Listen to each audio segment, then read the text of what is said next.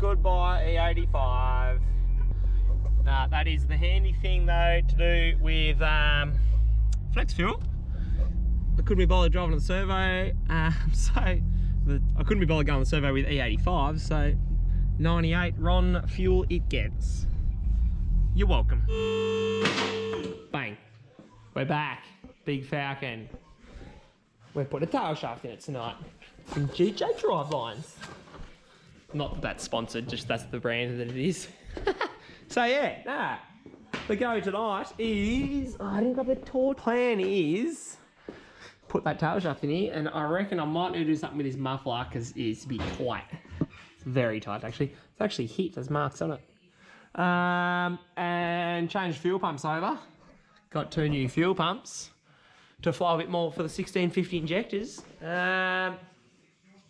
Yeah, and just getting it generally prepared to make the more power that I'd like to make, put on the dyno, etc. For those that don't know, I think I just come up with a name. This is Freddy the Falcon. It's an FG Mark 1 XR6 Turbo. And yeah, it has a little bit of work done to it, done by myself.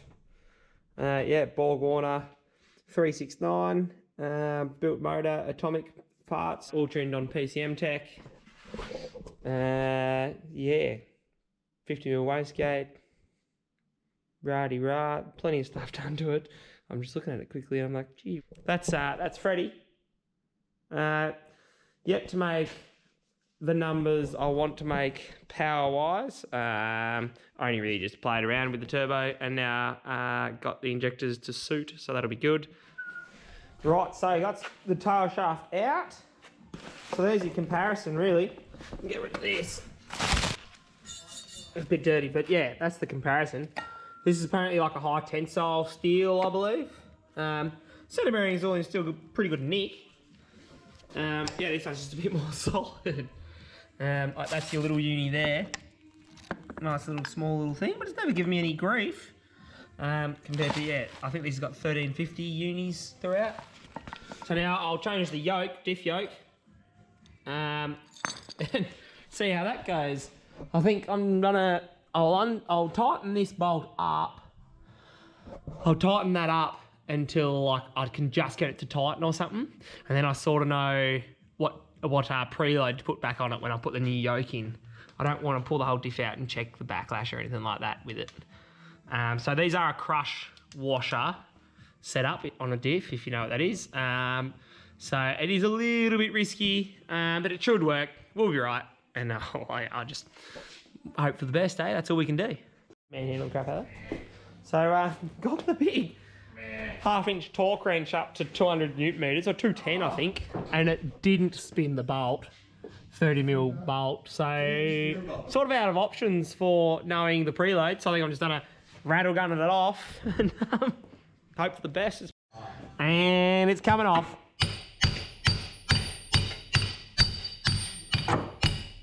Oh, hit often. Here it comes. Oopsies. Quick. Oopsies. I didn't think oil was going to be that high. Apparently it is. How disappointing. Now I've got to pump it back into it. So, there's that one out. Yoke out. Happy days. We'll fit this one. Hopefully it's the same spline. Not sure about the colour of oil. It might have a little bit of a metal colour to it. If I'm moving around a bit, you can see it's got that shimmery edges to it. So yeah, it still runs a stock diff, and it might not in the near future, because it might not in the near future though, because yeah, that oil doesn't look that great. But what do you do? So instead of what I did before, I wanted to know when it would sort of break loose, but it wouldn't break. I was at like 200 newton meters and it wouldn't crack the nut. I was like, well, it must have Loctite, so pulled it off just with a rattle gun, had Loctite. So instead, I measured the depth on the yoke from the seating, the mating surface to the nut and the nut thickness. And I already put marks on the nut, and I just did it up to the same position again. So the crush washer should be exactly the same. It's got 130 newton meters on it on the torque wrench. Right, so always the way with with aftermarket parts, centre bearing. It doesn't quite fit. It's too wide, and then my holes are in a different spot. So I think I'm going to cut it, drill new holes, and then we'll be matching that one. We'll pull this back out, I guess. The thing hits the top. There's like a, I don't know, 10 mil, 20 mil lip. See that hitting there? Heck! So I'm not out of the woods yet. Apparently it's a bit big, but I don't need to take anything out of my muffler tonight anyway. Which is handy because like from centre to outside, it looks like a bit of work, but hear that inside it? That muffler is stuffed. It's always had white paint from the road when I bought the car too. Yuck. Anyway, I've got to take it out and I'll remove that. Found it. So, drive shaft, sorry, in, looking the goods. So I'll space it down slightly because I thought it looked, it didn't, like, it definitely angles up, which is fine-ish. But I don't know, I wanted it to be more level. I thought you wanted to aim for that to be level personally. So, might need some more spacing with some washers. Wait and see. And then, yeah, this big uni here was hitting up the top. So, did some manoeuvring there. And all in all, it's fit well. Didn't have to touch the muffler at the moment, so we'll leave that as it is. On to fuel pumps. Try to change them tonight. And, yeah, we should be ready to go. It'll be interesting to see. I was going to check what the fuel reg is set to be about 43.5, 44 base fuel pressure. So it'll be interesting to see if that bumps up with the new fuel pumps. In theory it should, because they have more pressure behind them.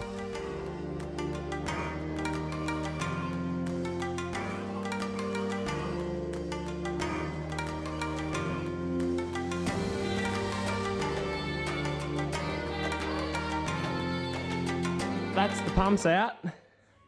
Too hard to undo all the mounting as such, so I've just left it all in there and just slid the pumps out. I'll probably chuck some new O-rings on and some thread sealant as well, just to be safe. That's my ethanol sensor for my flex fuel. I think it's like a 1.3 litre surge tank maybe. At a memory guess, I can't quite remember. Checking the filters again. In the inline filters, the same length, same diameter, it fits in the mount. And that's the pumps all set up. A couple new O-rings and some sealant. I do rate, I use this sealant, Permatex thread sealant. Works on E85. It's got Teflon in it, so it works with most things, and it works with E85, which is a pretty aggressive fuel really, from what I've thought.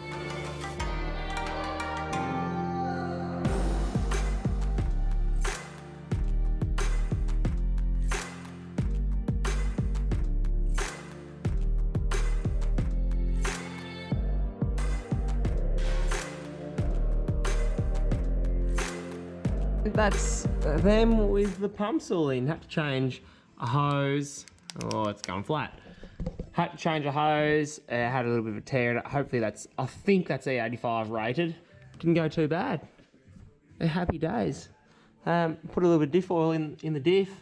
Go for a drive, bring her home, and we'll see how we go. Hopefully it all is good. We'll see if the fuel pumps want to work and if the tail shaft makes any extra noises driving home. So there we go.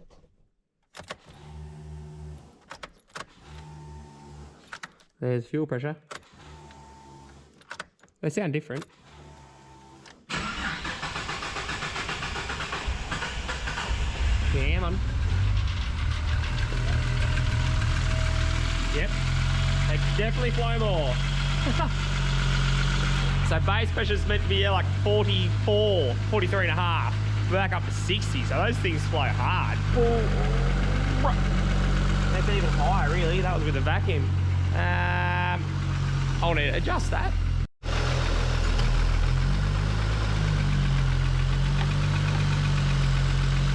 Watch me lose everything. 44, 46, 48, 50, 44.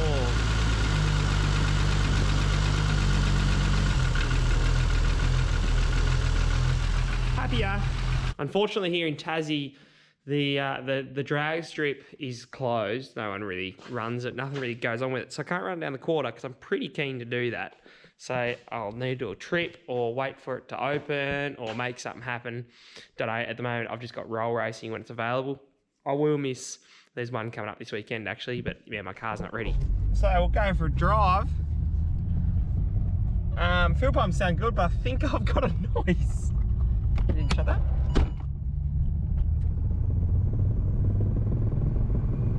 Hear that? Dang it!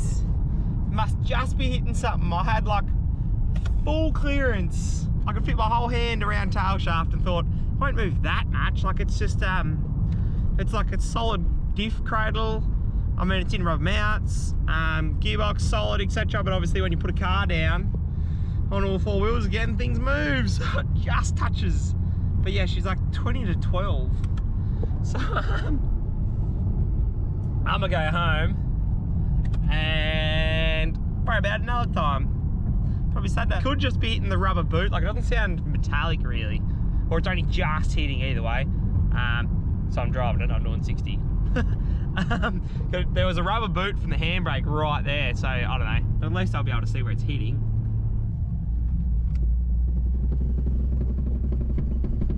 Oh yeah.